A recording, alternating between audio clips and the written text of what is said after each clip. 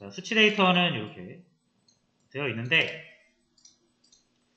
자, 여러분 이제 레이티드랑 론지튜드, 위도 경도죠. 자, 여러분 요거랑은 관련이 있을까요, 없을까요? 요거랑 요거는 관련이 아주 깊겠죠. 지역인 거잖아요, 이게. 그래서 얘랑 얘랑은 같은 걸 설명하고 있는 겁니다. 얘는 위도 경도라는 정확한 수치 데이터로 표현을 하고 있고요. 얘는 그 지역을 좀 더 러프하게 바운더리를 묶어서 표현하고 있죠. 근데 어쨌든 얘랑 얘는 비슷한 데이터를 설명하고 있는 겁니다. 자, 그래서 얘랑 얘를 같이 넣으면은 별로 좋지 않습니다. 그래서 얘네들 중에 하나를 선택을 하셔야 되는데, 자, 일단 저희는 네이버후드로 먼저 할게요. 네이버후드로. 요거랑 요거는 같은 걸 의미하는 데이터이기 때문에 같은 걸 의미하는 데이터를 여러 번 넣으면은 오히려 모델의 성능이 떨어집니다. 자, 일단 그거를 지금 한번 여기서 판단을 했고요. 요거 빼줄 거예요, 이따가. 자, 그 다음에 요 녀석들, 요 4개를 한번 보도록 할게요.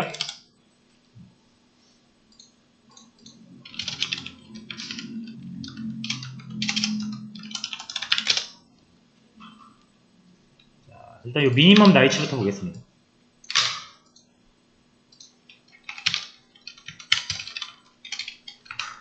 요거는 항상 출력을 해놓을게요.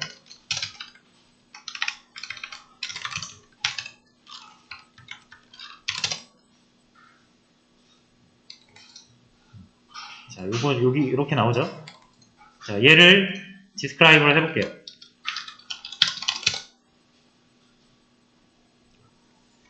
자, 1250 얘도 굉장히 멀리 떨어져 있죠.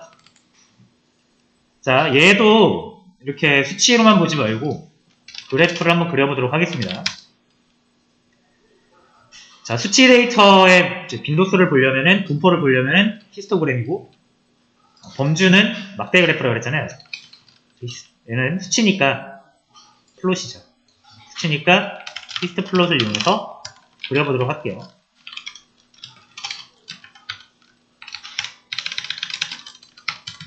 이렇게.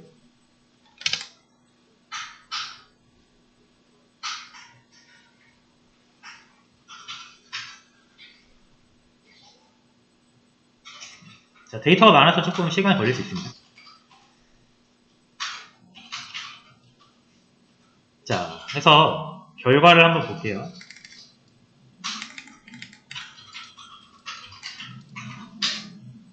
자, 이렇게 나오죠? 되게 이상하죠? 자, 그래서 얘 같은 경우는 데이터가 영쪽에 다 몰려있거든요, 거의. 근데 이상치 때문에 여기 역시 되게 크게 나오는 거고. 자, 그래서 그 히스토그램으로 보기에도 조금 잘 안 보이는 경우가 이렇게 생깁니다. 데이터의 생김새에 따라서. 프라이스는 그나마 조금이라도 보였는데, 얘는 이렇게 좀, 이 카운트가 작은 상태에서 좀 많이 분포되어 있나봐요.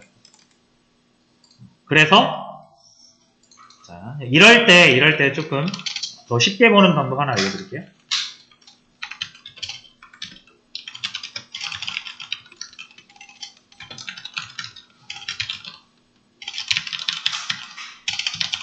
자, 이때, 자, 러그 플롯이라는 걸 쓰시면 조금 더 쉽게 볼 수 있어요.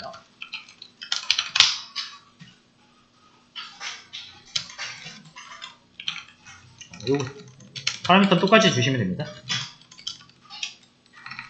이거 지워줄게요. 다시. 아니다.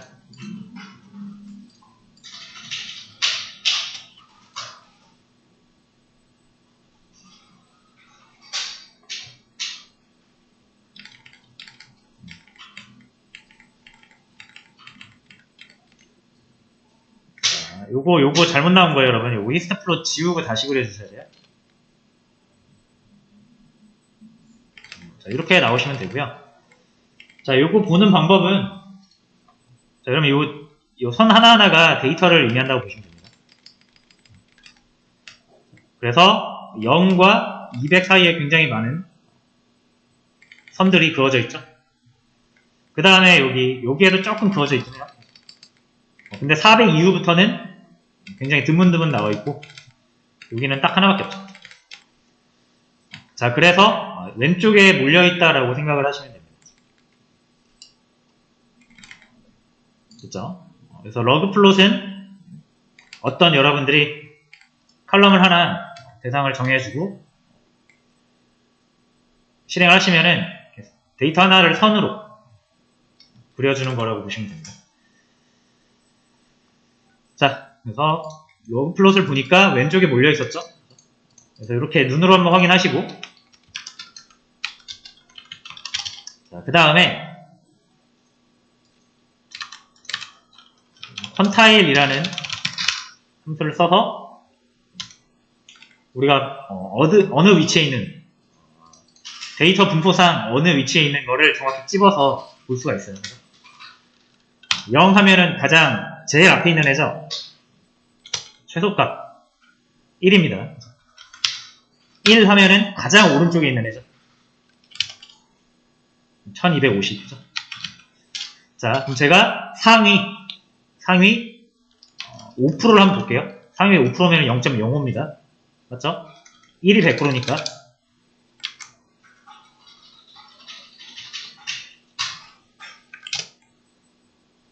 자, 여러분 상위 0. 죄송해요. 9로 가야지. 자, 상위 0.95%. 그러니까 상위 5%를 제외한 대부분의 95%의 값도 30 미만에 있어요. 그렇죠? 그러니까 1250이라는 게 얼마나 동떨어져 있는지 아시겠죠? 데이터가 100개가 있으면은 95개가 30 이전에 있고 5개가 30 이후에 있다는 뜻입니다. 이걸 좀 더 늘려볼게요. 이렇게. 자, 98까지도 30 미만에 있는 거예요. 전체 데이터가 100개라고 치면은 98개가 30 미만에 있는 거고 2개가 30 이후에 있는 거예요. 그러니까 30으로 잘라도 되겠죠, 여러분? 데이터의 98%가 30개. 그러니까 30이라는 수치 미만에 있는 거잖아요. 상위 1% 하면 40. 데이터를 좀 더 살리고 싶으면 40까지 잘라보는 것도 괜찮을 것 같습니다. 자, 근데 저는 30 정도가 좋을 것 같아요. 데이터의 98%를 내가 잘라도 괜찮잖아요. 그래서 이 분포에 큰 영향을 안 주죠. 그래서 미니멈 나이치는 뒤에 있는 2%를 자른다고 해서 큰 영향을 받지 않습니다. 자, 그리고 최소값은 아까 제일 앞에 있는 애가 1이잖아요. 그러니까 자를 게 없죠. 자, 그래서 얘 같은 경우는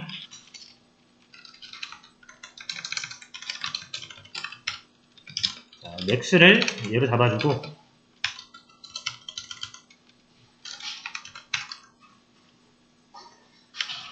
맥스보다 작은 애들 98%의 데이터를 취하겠습니다.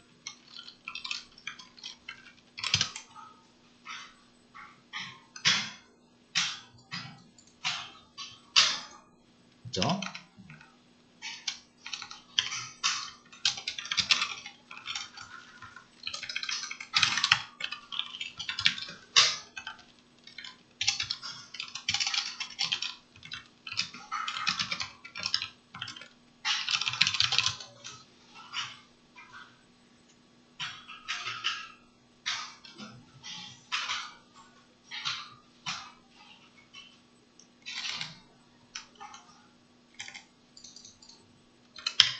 자, 이렇게 해서 이상한 데이터는 좀 쳐냈습니다.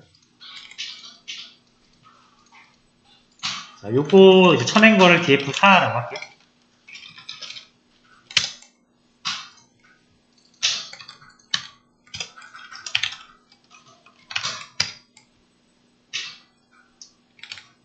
자, 이렇게 해가지고 한 42,000개까지 살렸어요.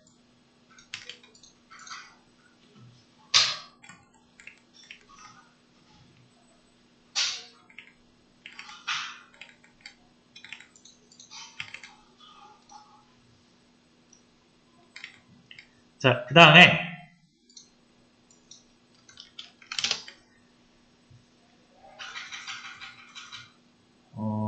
자, 요거 2개 했으니까 넘버 오브 리뷰스랑 요 3개가 남았네요. 하나씩 보도록 할게요.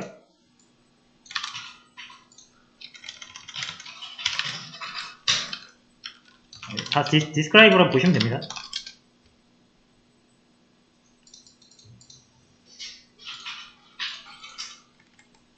자, 얘 같은 경우도 이제 75% 여기서만 봐도 이 27 이하가 75%의 비중을 차지하고 있는데 맥스 값이 좀 떨어져 있다라는 걸 확인할 수 있습니다.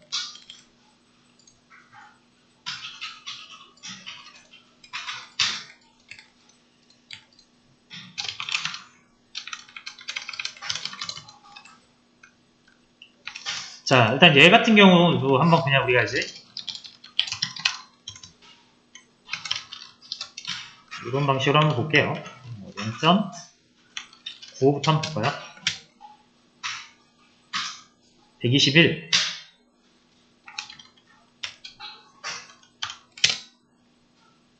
80 0.90 76 자, 요거는 막 엄청 데이터의 그 이상치가 크진 않은 것 같아요. 자, 99점 가니까 조금 보이긴 하는데, 자, 얘도 한번 그림으로 한번 볼게요.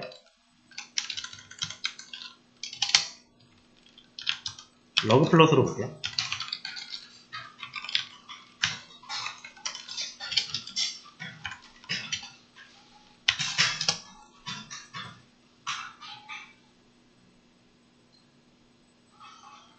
나름 아까보다는 좀 고르게 분포되어 있는 것 같습니다.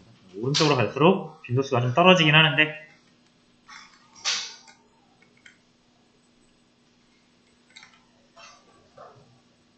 자, 해서 뭐 이제 요거는 뭐 한 300 정도에서 잘라도 될 것 같아요. 지금 95% 해도 300 안으로 들어오죠.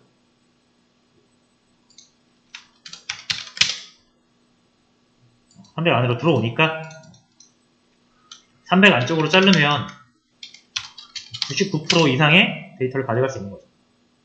99도 300 이하로 들어오니까. 그래서 얘도 일단 맥스를 얘로 잡아줄게요. 221로. 이런 작업을 좀 진행을 해주시면 될 것 같습니다.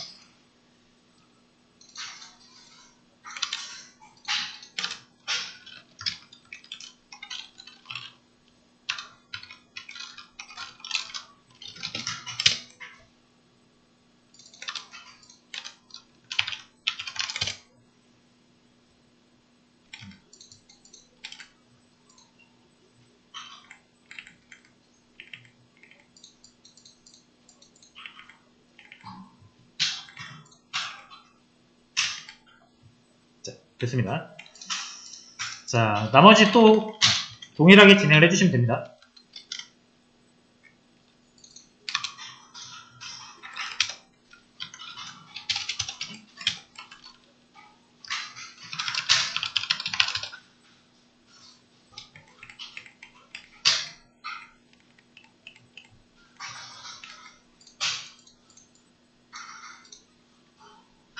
자, 요것도 똑같이 할게요.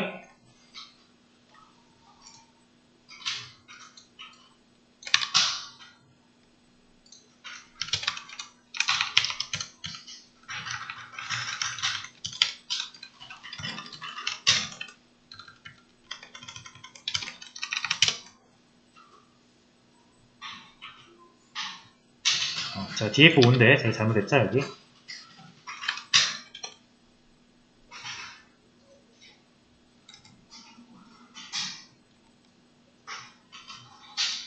자, 50 이하에 많이 몰려있는 걸로 확인이 됩니다.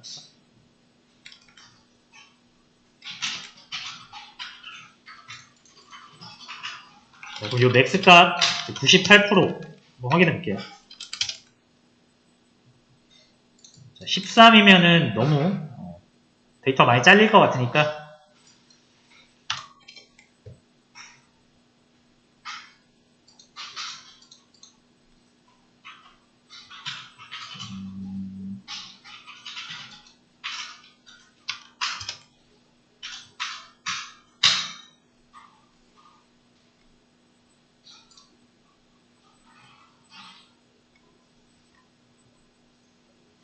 자, 지금 제가 착각했네요. 0.98 해도 13이면 여긴데 98%가 다 여기 있다는 뜻이잖아요. 13 이하에.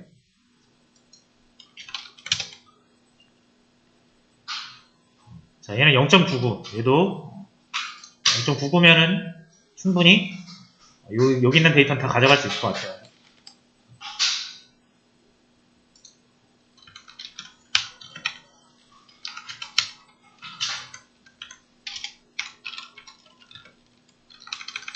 이거 반복 작업입니다, 이거.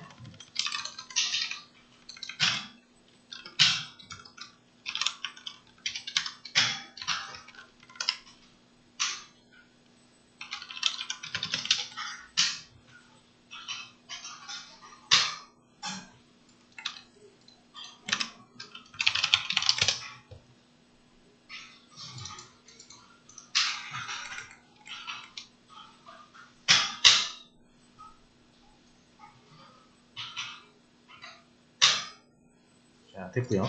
자, 마지막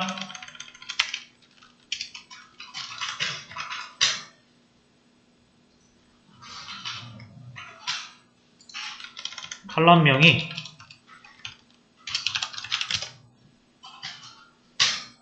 자, availability 365.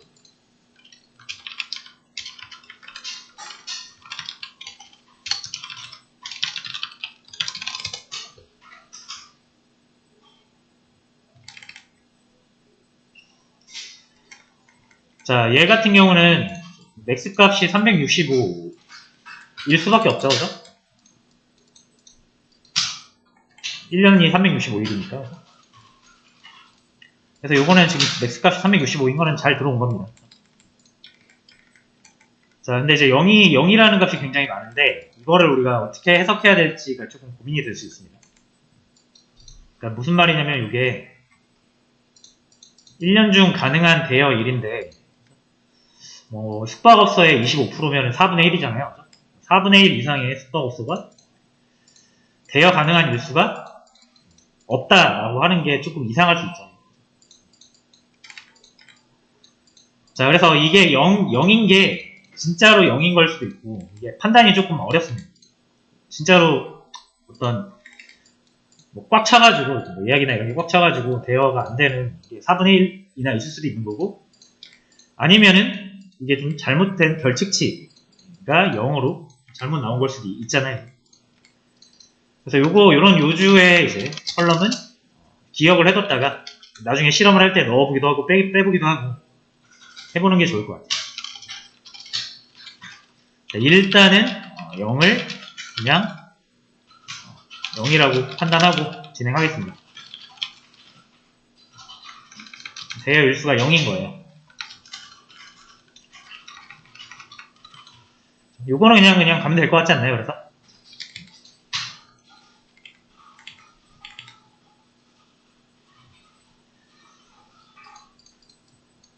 자, 그래서 일단 이렇게만 정리를 할게요.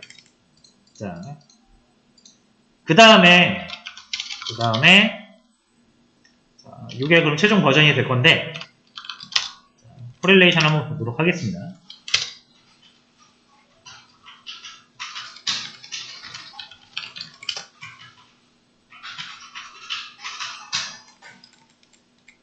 자, 그러면